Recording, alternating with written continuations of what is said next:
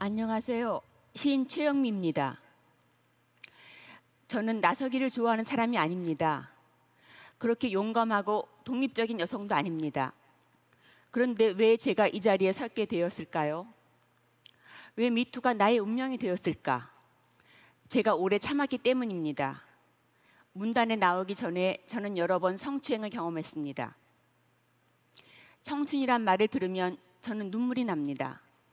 젊음을 잃어버려서 제가 늙어서가 아닙니다. 제 청춘이 그들에게 짓밟혀서입니다. 중학교 운동장에서 어느 날 남자 선생이 뒤에서 저를 세게 껴안았다가 금방 풀어주었어요. 숨이 막히고 몸이 아팠지만 그가 제게 한 짓이 성추행이라는 생각도 못했습니다. 여학교를 졸업할 때까지 누구에게도 그 일을 말하지 않았지요. 대학에 들어가 처음 내 또래 남학생들을 만났습니다. 가두 시위를 마치고 서클 친구의 집에 몰려가 함께 잠을 자다 성추행을 당했습니다. 최루탄이 터지고 쇠와 살이 부딪히던 1980년대에 민주화 운동을 하며 동지라고 믿었던 남자로부터 또 성추행을 당했습니다. 같이 일하던 선배 언니에게 추행 사실을 알렸을 때 그녀가 했던 말이 잊히지 않습니다.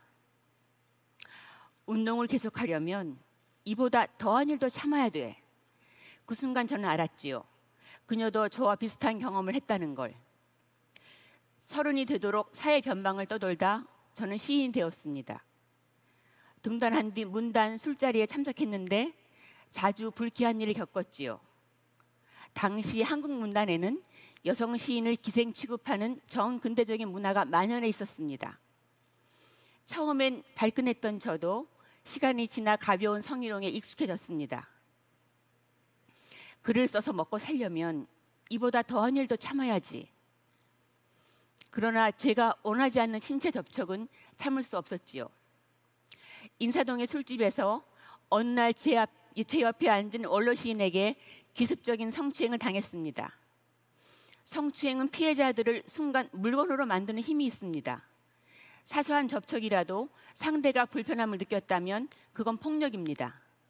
상대에 의해 내 몸이 도구로 변한 순간 인간으로서 자존감을 잃게 만드는 범죄입니다. 왜 이제야 말하냐고 사람들은 묻습니다. 왜 이제야 제게 문단 성폭력에 대해 물어보냐고 저는 되묻고 싶습니다. 더 참고 싶지 않아서 지금 말하는 겁니다. 왜 가해자가 아니라 피해자인 제가 수치심을 느껴야 하나요?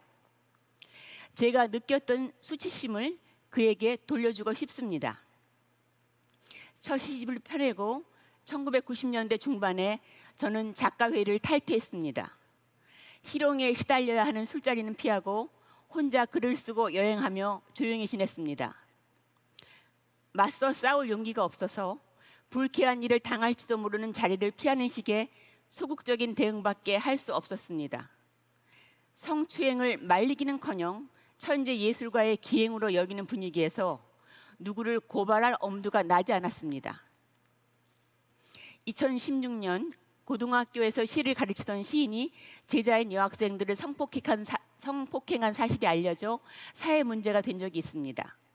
그해 가을에 언론사 기자로부터 전화가 왔습니다. 문단 내 성폭력을 묻는 기자에게 제가 목격한 원로 시인의 성추행을 말해주었지만 실명을 드러내는 게 두려워 카메라 앞에 서지 않았지요. 2017년 9월 황해문화로부터 페미니즘 시를 써달라는 청탁을 받고 처음 쓴 시가 괴물이었습니다. 이엔 선생 옆에 앉지 말라고 문단 초년생인 내게 K신이 충고했다. 젊은 여자만 보면 만지거든. K의 충고를 깜빡 잊고 이엔 선생 옆에 앉았다가 미투. 동생에게 빌린 실크 정장 상의가 구겨졌다. 어느 출판사 막년회에서 옆에 앉은 유부녀 편집자를 주무르는 이엔을 보고 나는 소리쳤다. 이 교활한 늙은이야. 감히 30년 선배를 들이받고 나는 도망쳤다. 이엔이 내게 맥주잔이라도 던지면 새로 산 검정 조끼가 더러워질까 봐 코트자락 휘날리며 마포의 음식점을 나왔는데 100권의 시집을 펴낸 이엔은 수도꼭지야. 털면 나오거든. 그런데 그물이 똥물이지 뭐니? 우리끼리 있을 때 글을 씹은 소설가 박 선생도 이엔의 몸집이 커져 괴물이 되자 입을 다물었다. 자기들이 먹는 물이 똥물인지도 모르는 불쌍한 대중들. 노털상 후보로 이엔의 이름이 거론될 때마다 이엔이 노털상을 받는 일이 정말 일어난다면 이 나라를 떠나야지. 이런 더러운 세상에서 살고 싶지 않아. 괴물을 키운 뒤에 어떻게 괴물을 잡을 것인가? 제가 직접 경험하고 목격한 사실을 바탕으로 쓴 시입니다. 저는 겁이 많아서 사선을 바꾸기가 무서워 운전도 못하는 사람인데 글을 쓸 때만은 이상하게 용감이 집니다. 원고 마감 전날까지 이엔을 N으로 바꿔야 하지 않나 겁이 나서 이엔을 지웠다 다시 쓰기를 반복했고 누웠다가도 일어나 컴퓨터 앞에 앉았습니다. 나중엔 그렇게 벌벌 떠는 제 자신의 염증이 나서 에라 모르겠다는 식으로 원고를 보냈지요.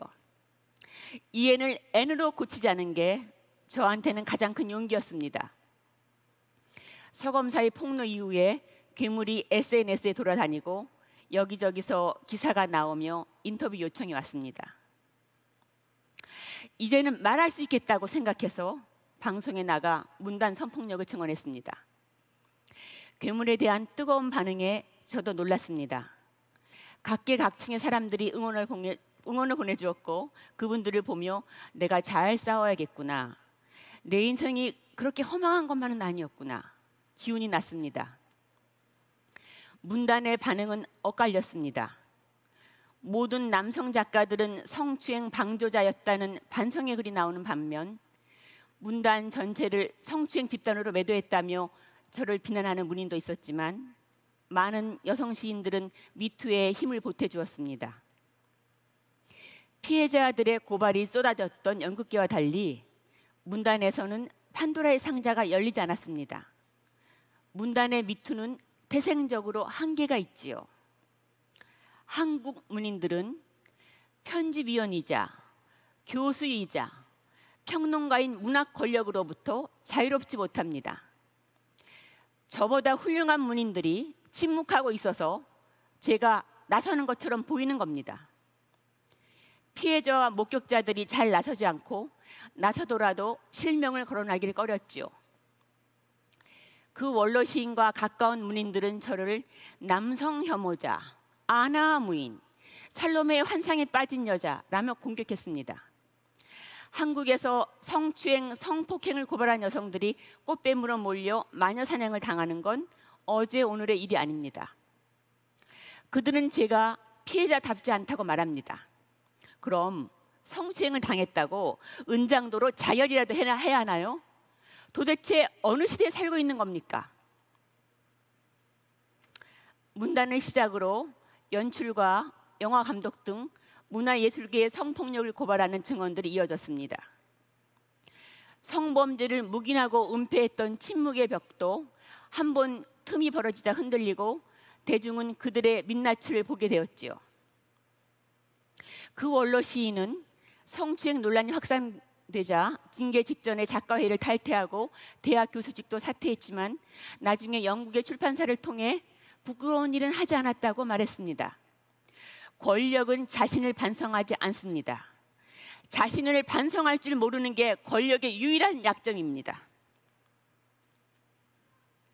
문인 단체의 소극적인 대응과 달리 여성 단체들은 미투를 지지하는 성명을 발표했고 340개 여성 노동 시민 단체들이 미투 운동과 함께하는 시민행동을 결성해 공동 대응에 나섰습니다.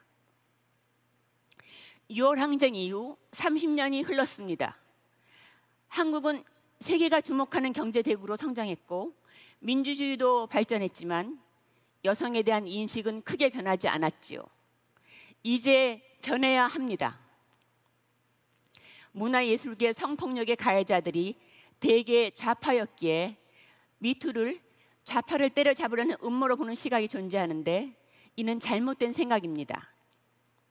저는 괴물이 우파이거나 정치적 색깔이 없는 사람이었더라도 그를 풍자하는 시를 썼을 겁니다. 미투 운동을 진영 논리로 적분하지 마시기 바랍니다. 미투를 여성 대 남성의 대결로 몰고 가면 우리는 이 싸움에서 이길 수 없습니다. 더 크게, 더 넓게 연대해야 합니다. 미투는 남성과 여성의 싸움이 아니라 과거와 미래의 싸움입니다. 우리는 이미 이겼지만 남자와 여자가 서로 존중하며 평화롭게 공존하는 그날을 위해 더 전진해야 합니다. 제가 지금 이 자리에서 그 원로 시인의 이름을 밝히지 못하는 이 불편한 현실이 앞으로 바뀌기를 기대해 봅니다. 이 사회는 미투 이전으로 되돌아갈 수 없습니다. 여성들이 말하기 시작했기 때문입니다. 우리는 말하기를 멈추지 않을 겁니다. 권력의 힘으로, 오랜 관행의 힘으로 약자의 성을 착취하는 문화는 사라져야 합니다. 왜 우리의 첫 경험이 성추행, 성폭행이어야 합니까? 왜 과거를 회상하면 가슴이 쓰라리고 아파야 하나요? 왜 상사에게 강간당하고 법정에서 정조 이따위 소리를 들어야 하나요? 성희롱, 성추행, 성폭행이 없는 나라, 성추행을 당하고도 고소당하지 않는 나라에서 살고 싶습니다. 더 많은 피해자들이 미투를 외쳐야 세상이 변합니다. 정의는 법정원에만 있지 않습니다. 정의는 끊임없는 투쟁입니다. 우리 함께 끝까지 싸워서 새로운 정의를 만듭시다.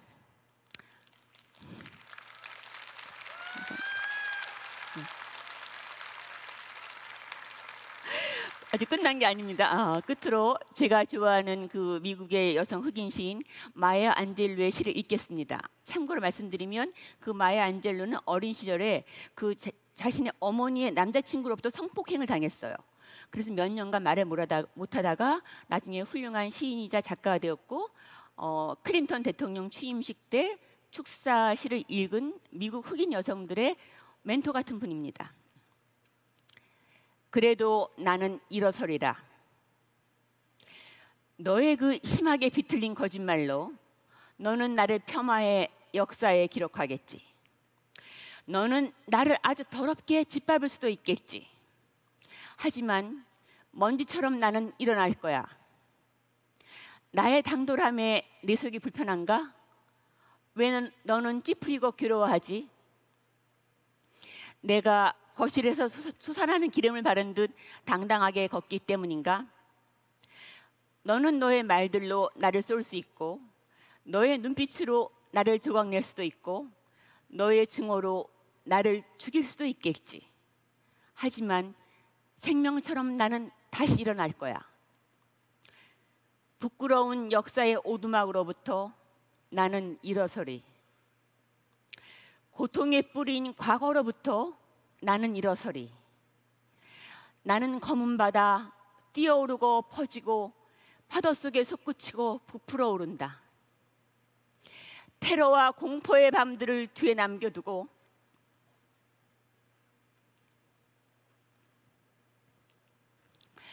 나의 선조들이 내게 준 선물들을 안고서 나는 일어서리.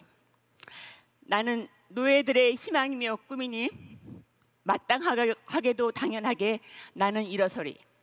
마땅하게도 하고도 당연하게 저는 이기겠습니다. 도와주세요. 감사합니다.